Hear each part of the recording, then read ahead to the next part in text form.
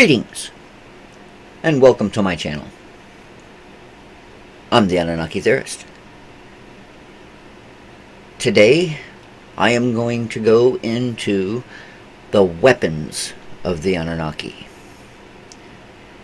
Now, primarily, I'm going to focus on what I call the signature weapons of the Anunnaki, three of the core Anunnaki, and then I'm also going to mention some of the equipment, I guess, of the fourth. But before I do that, I want to go in a little bit into just your standard run-of-the-mill foot soldier of the Anunnaki. Okay, so I'm going to pull a pop culture reference, as I do quite often. I've talked about that Stargate, the movie and the series, pulled directly from the ancient astronaut hypothesis.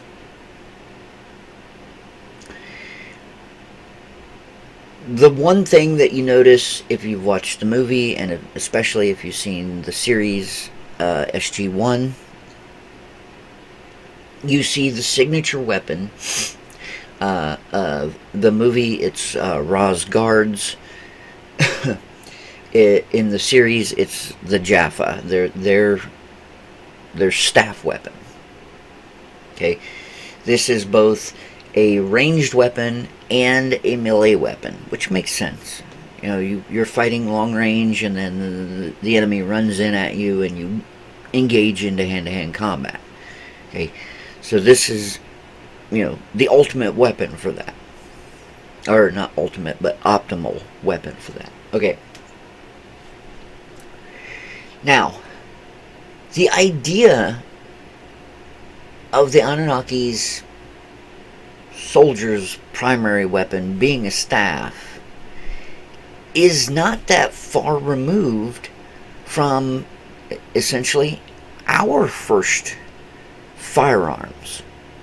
Because when we get into our first firearms, they were essentially a staff weapon. I mean, it's a cannon on a stick. And of course, this was created by the Chinese. Now, we ran with gunpowder as the propellant for a projectile out of these weapons. Okay, but is that a logical progression? Would the Anunnaki have come to the same conclusion? Because, I mean, honestly, the creation of gunpowder was an accident. You had alchemists, and I've talked about them in the past. Alchemists trying to come up with the elixir of life, trying to find a way to transmute base metals into gold, so on and so forth. Okay, so I'm not going to give the exact measurements, but it's charcoal, saltpeter, and sulfur. And they wound up mixing these together in the proper amounts, and it's accidental. And it's funny, because when you do the research, when you actually look into how gunpowder was created and everything like that, the alchemists, they're surviving alchemists after they created this, because they took notes, very meticulous notes. They knew exactly the measurements and things like that. But there was a footnote at the end of this measurement, and it said, "Do not make," because it was thought to be, this really bad thing. But then, of course, we learned to harness it, and we get our first firearm, which was essentially a cannon on a stick, or a staff weapon. Now, here's the thing we have to ask. our next logical leap, at least for us, was to create what is known as the pistol grip and the trigger. Would they have come to the same conclusion? Now, I'm not a scholar, but if I ever were to write a thesis, the thesis that I would like to get into is the logical progression of technology. Now, granted, it wouldn't be able to be explored, it wouldn't actually be able to be researched until we have a public acknowledgement that we're not alone, and then we start having some sort of a cultural exchange with extraterrestrials. So, it'd be an interesting thesis, but it wouldn't be able to be done anything with until we actually had a differing viewpoint. Okay? So, when we get the pistol grip, we get the trigger. But even in Stargate, if this would be the weapon that they would use, there's no trigger. It doesn't really go into exactly how. I mean, you can see them manipulating various things on the main part of the staff, and that's how it's supposed to fire. But even when you get into their small handheld version, well, it's not version of a staff, but it's called the Zat gun, there's no trigger. There's not even a freaking pistol grip. It's weird how this thing is held. But is this something that, they wouldn't have come up with a pistol grip? They wouldn't have come up with a trigger. This is something that we did. We don't know. But, you got Stargate here, and they're exploring the idea of what things could be that I've already said the system lords in Stargate SG-1, they're essentially the Anunnaki. And then the Jaffa, these would be, the Igigi, or just Anunnaki soldiers. We don't know what they would actually be called. Okay, so yeah, that's probably what we'd be seeing when the return happens. When you've got all these soldiers coming out, you're not necessarily going to see guns. You might actually see stabs. Now, one of the things that I want to get into, especially when it comes to the standard soldier, and it's not just the standard soldier, because when we get into the book of Revelation and it talks about whatever incarnation that Thoth is supposed to return in as, in fact, it's the exact same line where it talks about that he has a name that no man knows but he himself. It says that his eyes are like fire and he has on his head many crowns. What's being described there is essentially a helmet. Now, John, or whoever it was that wrote this, they knew what a helmet was. But this particular helmet looked so different than any helmet that he was used to. He didn't know what he was seeing.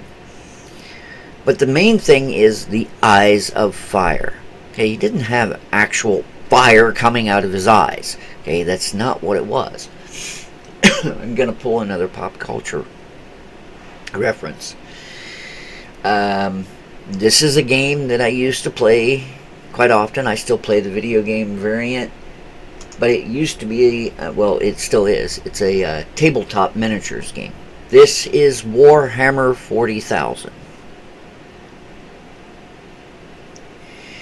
Now you have essentially the elite soldiers. These are the Space Marines, and they wear power armor, and on their head they have a helmet. Now look at the eyes. To a primitive individual, would that not look like eyes of fire? Now, those aren't lenses. Those are optics. They're essentially cameras and sensors and things like that. Going to pull another pop culture reference. Those that have seen the Avengers franchise or that have seen the Iron Man franchise. If you ever notice when it shows Tony's face while he's in the helmet, you see projected on his face what almost looks like a holographic screen. He's not looking out of the eyes of the Iron Man suit. He's looking at a full screen, a full, essentially, computer screen that is being fed to him by various sensors, and one of those sensors would be the optics of the eyes of the Iron Man suit. Now, if you notice the eyes on the suit itself, they glow. You're not going to be able to see through something that's glowing like that. Same thing with this. And this is the eyes of fire. Not eyes, optics on a helmet. These are kinds of things that we're going to be seeing, and like I've said before, probably pretty soon. Okay, so that's your standard soldier possible. But now I want to get into the signature weapons. The reason why I'm going to talk about the signature weapons is because when we get into the different personas of these key Anunnaki, they take their weapon with them. Okay. So we're gonna start at the top. Now I know Anu is the top, but he doesn't really involve himself in human affairs. He doesn't really get involved whatsoever, so we're not even really looking at a signature weapon from him.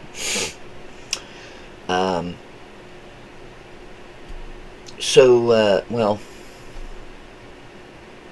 there is a possibility, but I'll get into that here in a minute. Okay, so the commander of the Earth mission, Enlil. Now, one of the things that when it comes to his depiction, we don't actually get to see, any kind of a weapon or anything like that he's holding. The only thing that we really see in one of the images, and this doesn't show it, is when he's supposed to be giving, and I guess this is what says in the cuneiform script, he's giving the plow to mankind. Well, that's not a weapon, it's a tool. But the thing that we have to understand about Enlil is what he is supposed to be according to the Sumerians, okay? So we come down here to the etymology. Enlil is not a name. It's a title. According to Zechariah Sitchin, his name is actually Namur or Namu. But Enlil, in Sumerian, meaning Lord, Enlil, and then they said it's contentious. In other words, they can't quite make up their mind as to what it actually means. But could be interpreted as winds. Lord Wind is what his name, Lord of Air, Lord Storm, or it could mean spirit or phantom whose presence may be felt as the stirring of air. Okay. And then we get into Zechariah Sitchin. He gives us a third interpretation where Enlil actually means Lord of Command. I don't know where he gets that, but there it is. The main thing that we have to look at here is he is a storm god. Now, when we get into the idea of a storm god, and of course, the big storm god that most people know of is Thor. Alright, and what is Thor known for? His lightning bolt. Same way with Enlil. and his few personas. Enlil only has a few personas. I am not going to go into a incarnations or personas of Enlil because he doesn't have very many. He really did not like involving himself with humanity. So even though there were quite a few humans that worshipped Enlil, he did not want it. Now granted, he did eventually accept it, and of course he was sitting there saying, well, if I have to do this, if I'm forced to do this, then you're going to do what I say. And this is the reason why you've got, well, I'll get into it here in a minute. Hold on, I'm getting ahead of myself. Okay, so lightning bolt, thunderbolt, Zeus, and his thunderbolt. And of course, I've talked about this before, that Zeus is Enlil. We look at that from essentially the genealogy. Poseidon was first and then Zeus. And I'm not saying that Poseidon was the first, but he was before Zeus. And it's the same way with Enki and Enlil. Enki was first. He is the older brother, but he's not next in line for the succession of the throne because of the law of the seed. I'm not really going to go into that. But anyway, okay, so Zeus and his thunderbolt. And, he's supposed to throw the thunderbolt. Okay, well, we kind of have to look at it this way. And again, this would be misunderstood technology. You can't throw a thunderbolt. You can't throw a lightning bolt. I mean, think about it. What is this? It's electricity. With, many orders of magnitude, freaking joules of energy, you can't just grab a hold of electricity and throw it. Okay, so this was more than likely some sort of a device, misunderstood technology, that threw a bolt. Now, he's not throwing the bolt with his arm. He's not pulling his arm back and then throwing. No. Throwing the bolt would be, if you think about a Van de Graaff generator, where the bolt gets thrown off the sphere when your hand comes near it, and then you get that little spark of electricity. Okay, that's the bolt being thrown. Well, that's what would happen. He'd hold this device, and he wouldn't move his arm or anything like that, but the bolt would be thrown out of this device.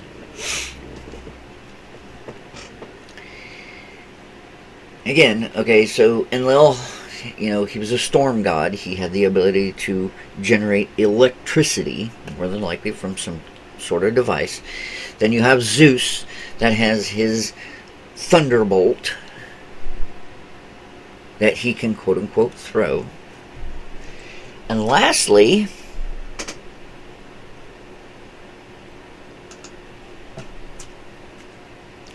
we have Yahweh. Now, Yahweh does not have any, or if there are, very few depictions. Why? Because thou shalt have no graven image. So they weren't supposed to know what Yahweh looked like. I mean, yeah, this is thought to be Yahweh. And of course, this is kind of the reason why we get the idea that, God, Yahweh, Jehovah, is a white bearded man sitting on a cloud in the sky judging us. This is actually where it comes from. But this is the typical look of the Anunnaki as well. Again, they're the same. Now, where do we get the whole lightning bolt idea with Yahweh? Well, this is where you get into the idea of smite. You know, God, vengeance is mine, thus saith the Lord. Okay?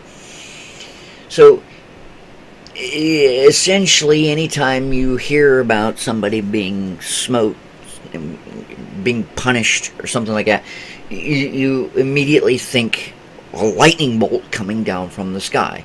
I mean, this is something that people make fun of all the time. You know, when somebody makes a blasphemous remark or whatever, some people will actually move away from them because they're expecting the lightning bolt to come down and hit them.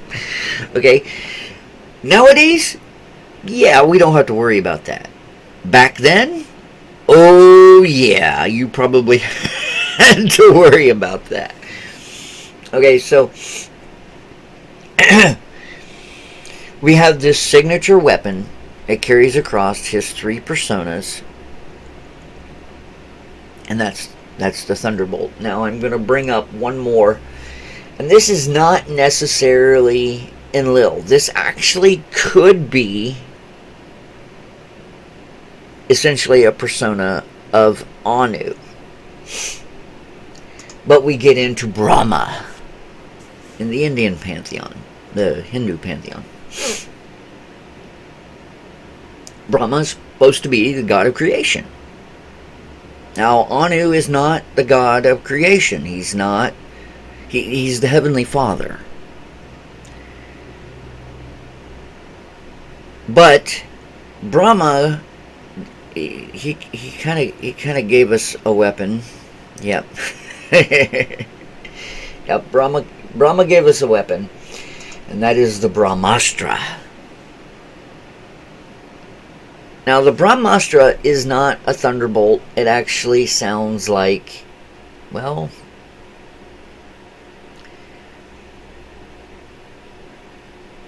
it is termed as a fiery weapon that creates a fierce fireball blazing up with terrible flames and countless horrendous thunder flashes. When discharged, all nature, including trees, oceans, and animals, tremble, and the sky surrounds with flame, glaciers melt, and mountains shatter with copious noise all around. Now, of course, there's a citation that's needed.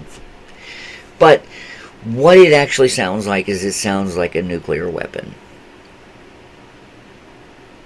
Now, there were 2 individuals within the story that Sitchin gives us that authorized the use of nuclear weapons, Enlil and Anu. So, the Brahmastra, yeah, that could be a nuclear weapon. Okay, so we have the Thunderbolt. Next, we have Enki. Again, Enki is not his name. Enki is a title. It means Lord of Earth. En, Lord. And Ki is what they called, well, we don't exactly know if they knew that it was a planet, but it was their land. That was known as Ki.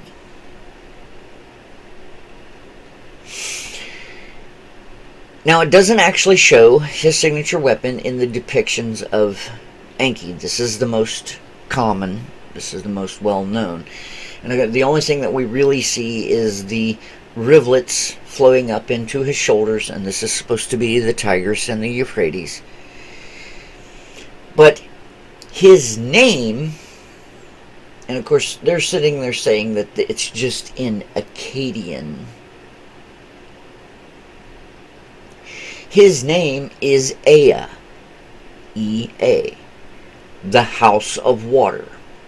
Okay, he became a water god. Or, actually, he was a water god. Yes, he was the Lord of Earth. That's Enki. But prior, he was a water god. Now, who else is a water god? Poseidon. And again, as I stated in when I was talking about Enlil, when we get into the genealogy, when we get into the birth order, Poseidon was first, Enki was first. Now, here's where we get into his signature weapon. And this thing is powerful. I mean, a thunderbolt, yeah, that's pretty powerful. But Poseidon, he's known as the master of the waters, okay? So, tsunamis, hurricanes, tidal waves, maelstroms, things like this. This is supposed to be what he's supposed to be able to do. But another thing that he's known for is earthquakes. Okay, so the trident is incredible. Okay, I've talked about the harp array in a previous video. Okay, the harp array, it's essentially just it's a way to facilitate communications. That's the way that they put it. And of course, in the patent, it says that it has the potential to affect the weather. And the reason why is because it sends high frequency pulses up into the ionosphere. All right. Upon further research, there is some evidence that science has been looking at that disturbances in the ionosphere can affect geology. Now, I talked about in my Powers That Be video that Marduk could potentially have tried to punish an individual with an earthquake. This could have been done with harp. Now, this is what I'm trying to say, that the trident of Poseidon is this freaking powerful. It is harnessing the power that we have in this, large field of antenna, the harp array, into this staff weapon with 3 prongs. That's pretty awesome. When you have the power of something that requires an entire field in a stick. Okay, so Poseidon's signature weapon, and of course Neptune, because that's the Roman variant. But again, they carry their signature weapon with them in their other personas. Now, I will go into the personas of Enki. He is the first ascended master, but he never actually used it. He never had another incarnation. He just had personas. And of course, another one of his personas is Shiva.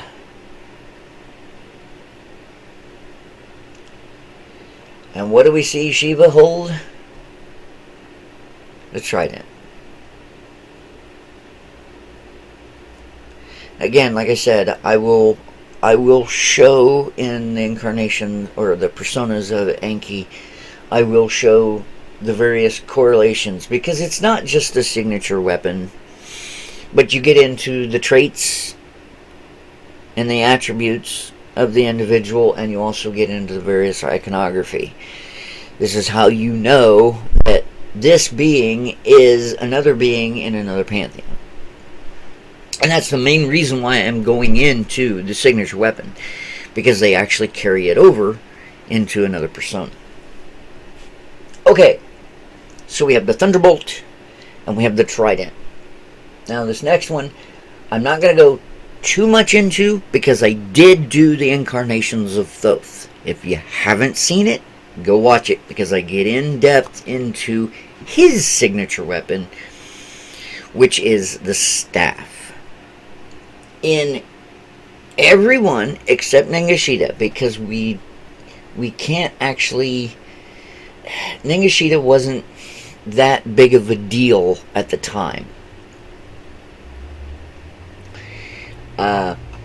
Now, that's the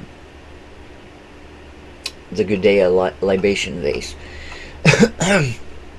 But one of the main things that we know about with Nengashita, it doesn't show a signature weapon, but he has snakes or dragons coming out of his shoulders. Now, that's Nengashita.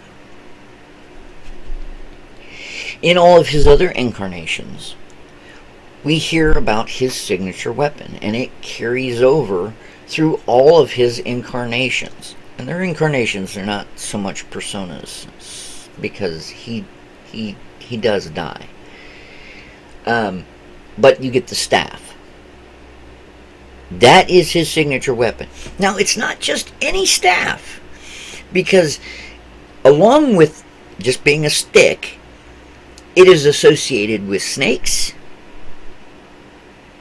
and with wings or feathers or something along those lines. In every one of his incarnations, except Nengashita, because we don't actually see it, he has a staff, usually associated with snakes in some way, shape, or form, and feathers. When in his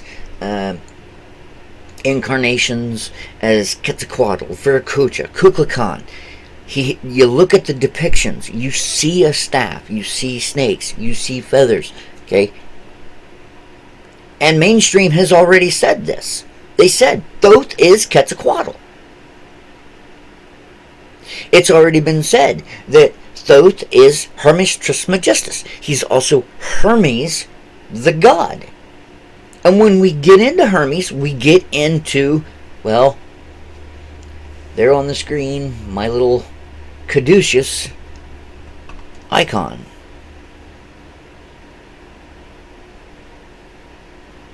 That's the signature weapon, the staff. Even Jesus himself had a staff, and it is known as the Bekal Isu. Now, this particular staff is not necessarily the staff of Jesus. Because when it talks about the destruction of this staff, in 1538, the staff's golden ornaments and gems were all removed, and the staff was burnt by order of Anglican Archbishop George Brown. And the reason it was considered a superstitious relic. Pop culture reference time. Those that have seen Indiana Jones and the Last Crusade, at the very end, the Nazis thought that the cup of Christ would be this ornamental, ultra made out of all gold, gemmed to high heaven, big cup. Of course, you chose poorly. And Indy picked up this cup that looked like it was made out of ceramic. Had a little bit of gold on it, but the gold was kind of peeling off. And he said, "This looks like the cup of a carpenter." So I wouldn't think that the staff of Jesus would have a lot of gold ornaments on it and gems, unless those were there because they were needed in order for it to be a staff of power. We've talked about the power of gold. And those gems, they could be power crystals. Now, I talk about mankind's creation of gunpowder. This became our propellant for our firearms. But if the Anunnaki didn't go down that road, or maybe they did, but they got, they went beyond it and they started working with other power sources. Those other power sources could have been crystals. Now, when you get into piezoelectricity, this is where you take a quartz crystal and you subject it to large amounts of stress. Whether you're squeezing it or you're hitting it, it will create electricity. So the idea of using crystals as a power source is not that far-fetched. And this is something that they may have done. This is what powers their weapons. Okay. So those are the three. We have the thunderbolt, we have the trident, and we have the staff. Now, I'm going to go in with Inanna. I will get into the incarnations and personas of Inanna at a later time, but right now I want to talk, well, they're not so much weapons, okay? First of all, yes, she is known as the goddess of sex and love and romance and all that, but she is also the goddess of war. This is probably her most common depiction, but there are others where she is presented in full battle armor with multiple weapons: bows, swords, axes, spears. She's the goddess of war, so all weapons. This is the reason why she doesn't actually have a signature weapon. But when we get into the story of Inanna and Enki, where she, and I've talked about this in an earlier video, where she seduced Enki. She got him drunk and she took the maize. 7 of those maize she wore. Now, when we read the descent of Inanna into the underworld, there are supposed to be 7 gates that one has to pass before they actually get to the underworld. And it says that at each gate, she had to surrender one of these articles, one of the clothing, equipment, whatever you want to call them. Okay, so, it says on her head, she had a crown. She had a double strand of lapis lazuli beads. Now, a little bit of a side note. Inanna loved lapis lazuli. Loved it. It was her all-time favorite semi-precious stone. If we look at the Ishtar Gate, and they say even supposedly the whole wall of Babylon was supposed to be adorned with chips of lapis lazuli, basically embedded into the wall, along with essentially in gold the Mushatu, which is the snake serpent or snake dragon of Marduk, and then the lion, which was the representation of Ishtar or Inanna. Again, I'll get into the incarnations and personas of Inanna at a later time. But she loved lapis, and we'll see that. We'll get into that here in a little bit. Okay, so wrapped in a royal robe, and she had a breastplate. She wore a golden cuff. Now that could be either a bracelet or a bracer, basically something to cover her arm. And she carried a lapis measuring rod and line in her hand. And around her eyes she applied some sort of an ointment. Okay, now when it comes to that measuring rod and line, that's what this is actually supposed to be. Now I don't know if they are actually saying line and this is the rod and this is the line, but technically she's holding 2 of the same thing, because you have this, and then if you look real carefully right in there, you can see that it has kind of been rubbed off or faded or whatever. Okay, so it's essentially the same thing. But both of those are supposed to be made out of lapis lazuli. Like I said, she loved lapis. But those aren't weapons. Now, there are some stories that said that she actually has to wear these in order to fly. So could some of these things almost be like, I guess, a flight suit before she actually got on board the aircraft that, and I've talked about this in the past too, to where they appease Inanna. So they gave her a flying machine.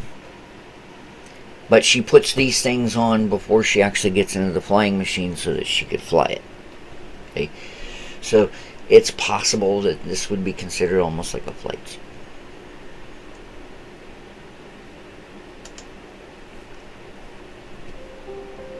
But that's the weapons of the Anunnaki. And like I said, I showed just your standard run-of-the-mill soldier, which, yeah, it's a possibility, and it's something that we will probably need to look forward to here in, well, real soon. And then I got into the signature weapons. And as I stated, the main reason why I went into the signature weapons is because this helps us determine who they are in the different pantheons. And I said it's a little bit more than just their signature weapon, but that helps us, at least know where to start. If we see the signature weapon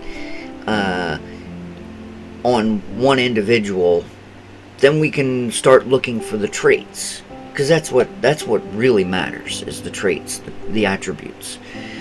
What it is that they represent in this pantheon, does that actually carry over into the other? And I've showed that, especially like when I got into Marduk, and I showed his three main attributes,